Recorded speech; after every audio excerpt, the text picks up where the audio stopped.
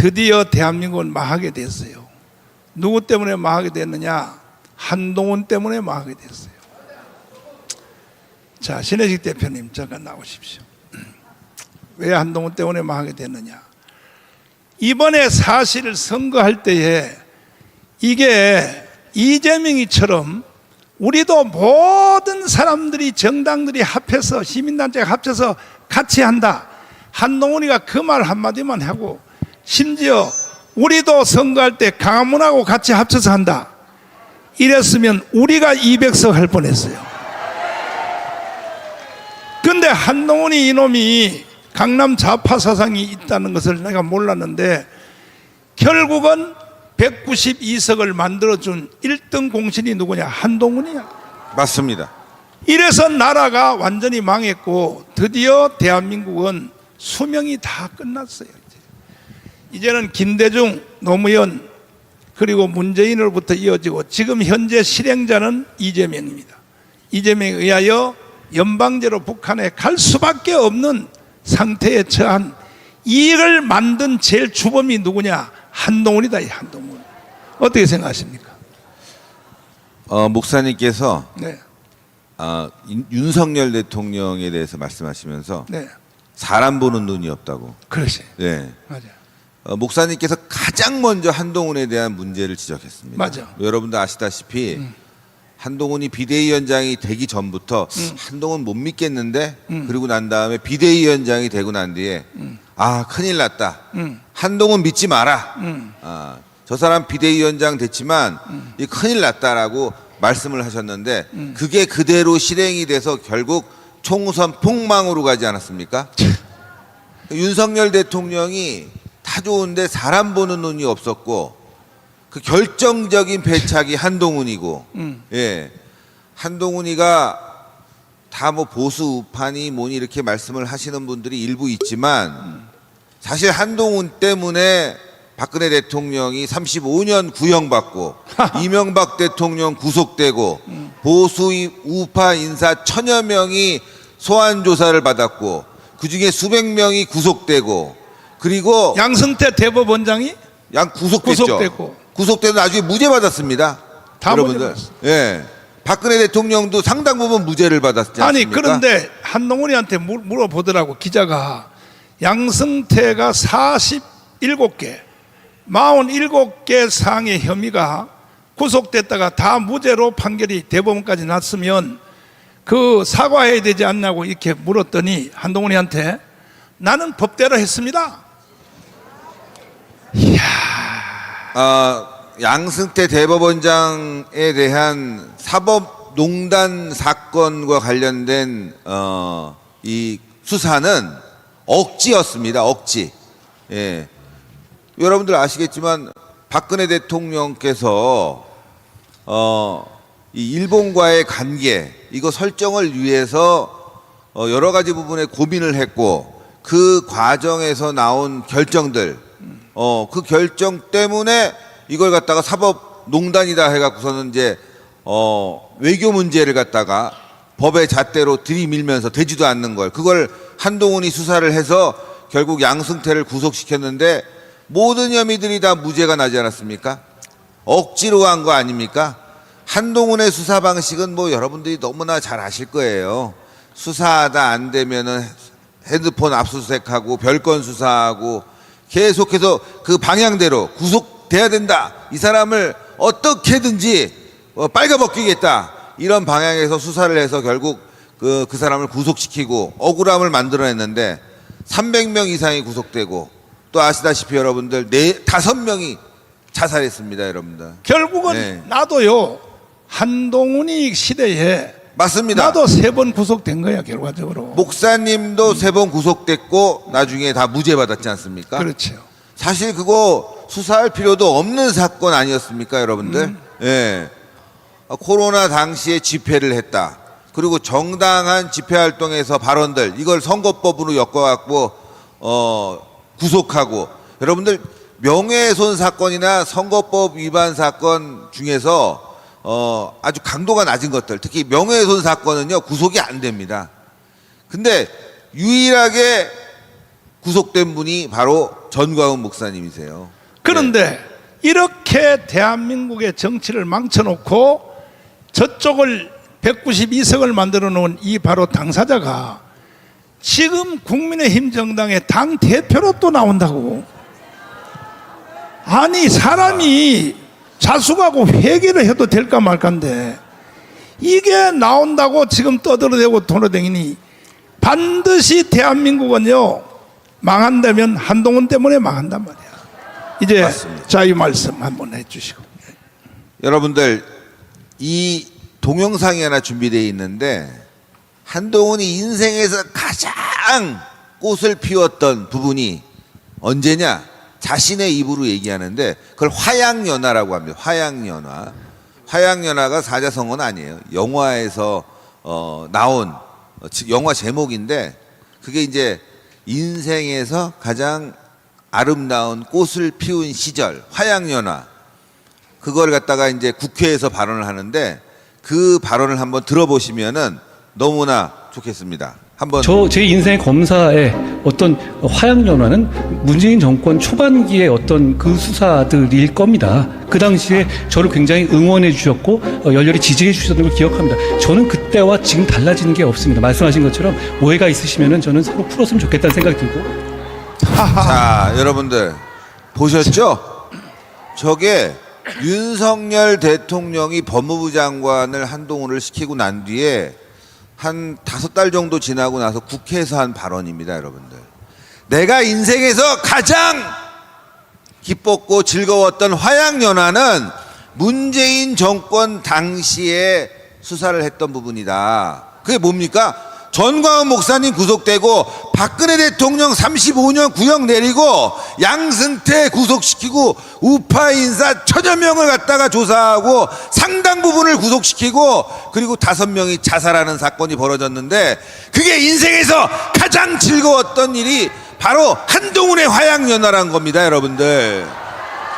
다시 한번 들어보세요. 다시 한번 들어주세요. 저는 이걸 볼 때마다 열받는 게 그 마지막 부분, 한동훈의 마지막 부분, 내가 지금도 그 마음이 변하지 않았다. 그게 아주 더 열받습니다. 그 사람은 결국은 못 속여. 자기 속에 있는 걸 운연중에 튀어나오게 돼 있어요. 들어보십시오. 국회에서 얘기한 거예요.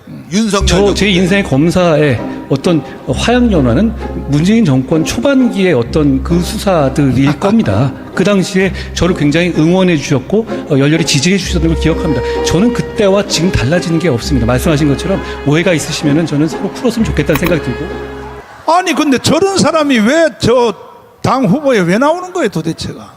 저는 이해를 할 수가 없습니다, 여러분들. 마음이 변하지 않았다는 것이 아니에요. 마음이. 민주당 의원한테 저는 문재인 정권 초기에 박근혜 깜빵 집어넣고 이명박 깜빵 집어넣고 전광훈 목사님 깜빵 집어넣고 우파 인사 수사하고 이재수 장군 같은 분들 자살하게 만든 거 그게 가장 기뻤다고 하는데 그 마음이 변하지 않았다. 예. 그런데 지금도 한동훈을 우파라고 말할 수 있습니까? 한동훈이가 왜 윤석열을 배신했는지 저기에 답이 있는 겁니다. 여러분들, 윤석열 대통령은 박근혜 대통령을 어떻게 했습니까? 사면해 줬습니다. 찾아가서 사과했습니다. 그리고 박근혜 대통령이 원하는 것들 하나하나 말도 많이 들어줬습니다. 과거를 갖다가 바로잡기 위한 노력을 했고 또 좌파 척결, 종북 척결, 대한민국에 대한 외교 안보 강화 이뤄내고 있지 않습니까? 그런데 한동훈이는 과거에 대해서 반성하거나 사과한 적이 단 한 번도 없습니다. 자, 박근혜 대통령을 총선 때 만났습니다. 사과해야 되는 거 아닙니까? 사과 안 했습니다. 그 자리에서. 그냥 인사만 하고 갔습니다. 그리고 그 다음날 자신감이 붙은 한동훈이가 이번에는 이명박 대통령도 만나기로 했습니다. 이렇게 언론에다가 보도자료를 뿌렸습니다. 근데 이명박 대통령이 어떻게 했냐? 만나주지 않았습니다. 안 만나줬습니다. 왜? 날 만나려면 사과를 해라! 여러분들, 이명박 대통령 왜 구속됐습니까? 자기 형의 회사인 다스, 그게 이명박 거다. 여러분들, 근데 이명박 대통령이 벌금 추징금에 갖고 한 400억대가 나왔습니다. 다스가 굉장히 큰 회사인데 그럼 다스에서 돈 줘야죠. 그렇지 않습니까? 다스에서 돈 안 줬습니다. 집도 날리고 이명박 알거지 됐습니다. 여러분들, 억지로 다스는 누구 거냐, 이명박 거다 해갖고 조사해갖고 깜빵에 쳐놓고, 전광훈 목사님은 집회하면서 나온 발언으로 엮어가지고 집시법 위반으로 구속시키고, 이 앞에도 구속된 분들이 너무나 많습니다. 그뿐만이 아니죠. 여러분들, 박근혜 대통령 35년 구형했습니다. 그것도 지가 직접 나와서, 당시 중앙지검 3차장으로 법원에 직접 나와서 35년 자기 입으로 구형했습니다.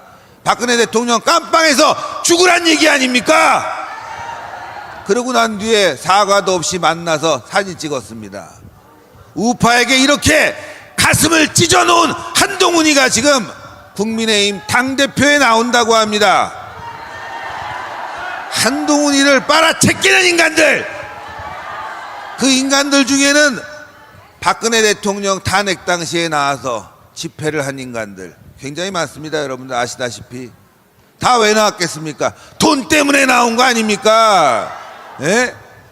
저는 한동훈이 당대표가 되든 누가 되든 솔직히 이제 상관없습니다. 민주당이 지금 190석이 되지 않았습니까? 국회에서 할 일이 뭐가 있겠습니까? 국민의힘이 할 일이 뭐가 있어요? 아무것도 없죠. 그러면 우리 광화문 전광훈 목사님과 손잡고 싸울 일뿐이 없다는 겁니다. 싸워야 되는 거 아닙니까?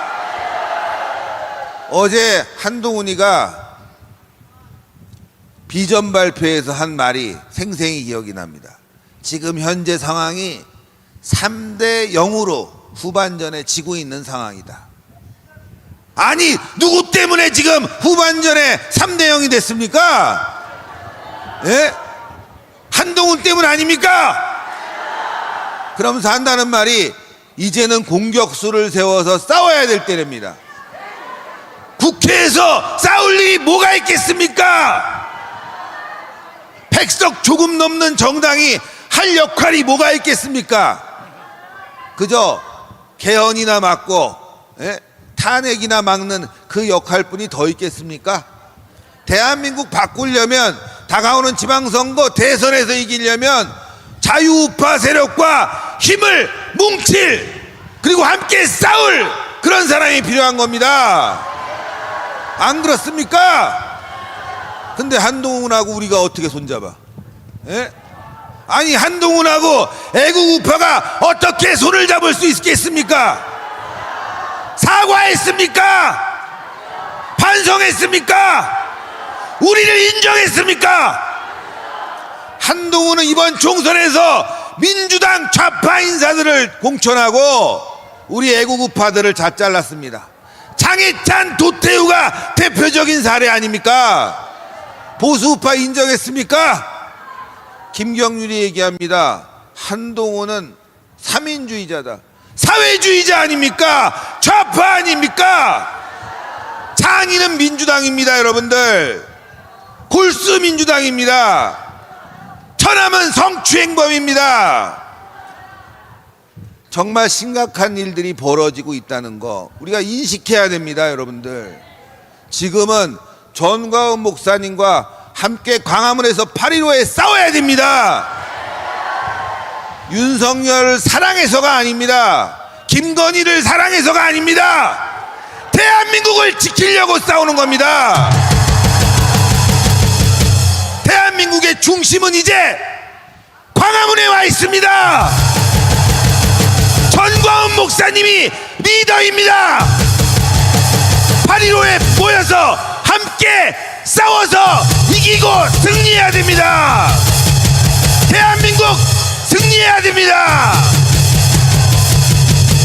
이번 전당대회 여기 당원분들 많으실 겁니다. 뭐 저는 그 누구를 뽑든지 상관 안 합니다. 다만 대한민국의 미래를 위해서 광화문 세력과 손잡고 싸워 나갈 사람, 그 사람 선택하면 됩니다. 누군지 아시겠죠? 경주에선가 원희룡이 한번 와서 목사님하고 인사하더라고요. 어쨌건 나경원도 목사님 좋아합니다.